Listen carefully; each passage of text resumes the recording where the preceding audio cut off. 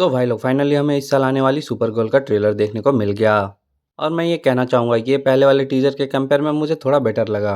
Better इस sense में कि पहले जो टीजर आया था वो काफ़ी ज़्यादा टिपिकल जेम्स गन वाली वाइब दे रही थी। मतलब पूरा का पूरा guardians of the galaxy type feel आ रही थी। हालांकि मुझे पता है कि इस मूवी के डायरेक्टर वो नहीं है, बट उसके बाद भी वो वाइब क्लियरली आ रही थी।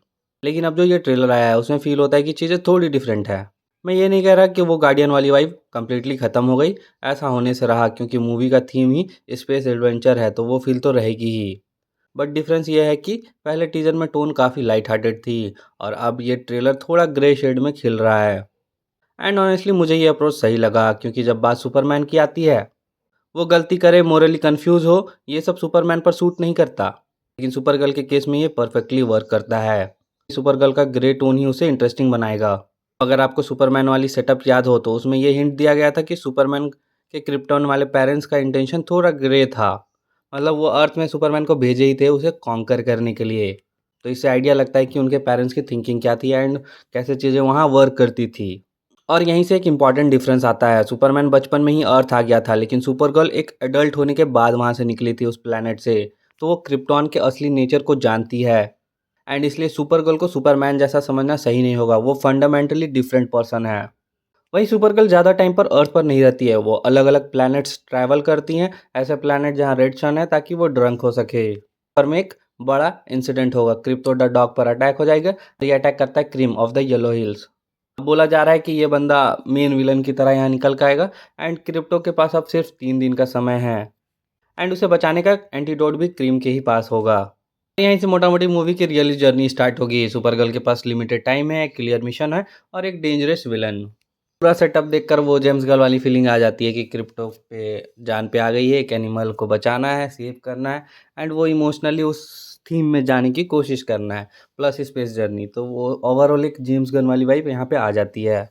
जर्नी में सुपरगर्ल को एक लड़की भी मिलेगी जिसका एक अपना एजेंडा होगा। उसकी फैमिली को क्रीम ने मार दिया था एंड वो अब रिवेंज चाहती है। बेसिकली वो रिवेंज जर्नी में निकली हुई है, वो बच्ची भी। अब एक इंटरेस्टिंग चीज़ होगा कि सुपरगर्ल एक टीचर की तरह उसके लिए निकलेगी, एक पेरेंट्स की तरह निकलेगी जो उसे सही रास्ता दिखलाएगी।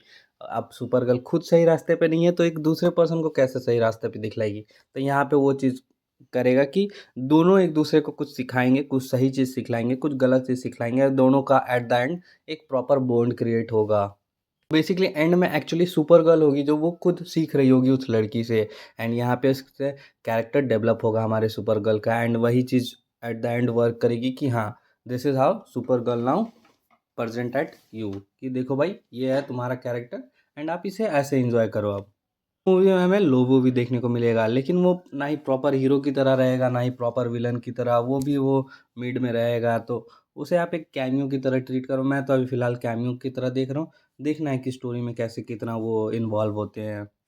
अब मेरी एक कंसर्न अभी भी है कि ये मूवी डीसीयू फ्यूचर के लिए कितनी इम्पोर्टेंट है, क्योंकि स्टोरी अर्थ पर सेट नहीं है। विलन्स का लॉन्ग टर्म इम्पैक्ट अनक्लियर है कि मतलब क्या ही लॉन्ग टर्म में इम्पैक्ट रहेगा उसका।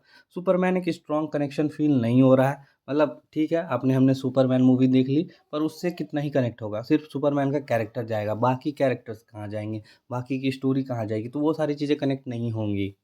नेक्स्ट यहाँ ये हो सकता है कि फाइनल फाइट हमें अर्थ में देखने को मिल जाए। और प्रॉब्लम यह है कि डीसी अपने यूनिवर्स को बिल्ड कर रहा है एंड अपनी सेकेंड मूवी में ही अपने पूरे मेन स्टोरी लाइन जो जहाँ उसे दिखलाना है स्टोरी अर्थ पर, वहाँ से हटकर वो कहीं एक स्पेस जर्नी दिखला रहा है जिसका कोई कनेक्शन आगे जाकर बिल्ड नहीं होगा। मुझे नहीं दिख रहा है कि बिल्ड होगा। हालांकि जेम्स गन कर सकते हैं, तो लेट्स सी कैसे वो वर्क करता है। मुझे यहाँ पे स्ट्रॉन्ग कनेक्शन चाहिए। अगर नहीं हो पा रहा है तो फिर ये सुपरगर्ल एक इंडिविजुअल मूवी की तरह वर्क करेगी। तो फिर बैटमैन में क्या दिक्कत है, जो रॉबर्ट पैटिंसन वाली बैटमैन है वो भी तो अलग से चल रही है। तो ऐसे अलग अलग यूनिवर्स तो हम बना नहीं रहे हैं, ये एक सेम यूनिवर्स है। तो यहाँ मूवी कनेक्टेड फील होनी चाहिए। फैंस को एक लाइन फॉलो करने के लिए मिलना चाहिए कि हाँ ठीक है, हम लोग इस स्टोरी की तरफ बढ़ रहे हैं। पर आप अपने सेकेंड मूवी में ही एक पूरा अलग जर्नी में चले जाओ एंड मेन स्टोरी से कुछ दिखलाओ ही ना, अर्थ से कुछ कनेक्शन ही ना बैठाओ, तो फिर वो मज़ा नहीं रह जाएगा। फाइनली यही कहूँगा भाई कि ट्रेलर मुझे ठीक लगा। मैं ये नहीं कहूँगा कि पीक था, बट हाँ ठीक था। एंड होप है कि अच्छे डायरेक्शन में जाए मूवी, अच्छा वर्क करे।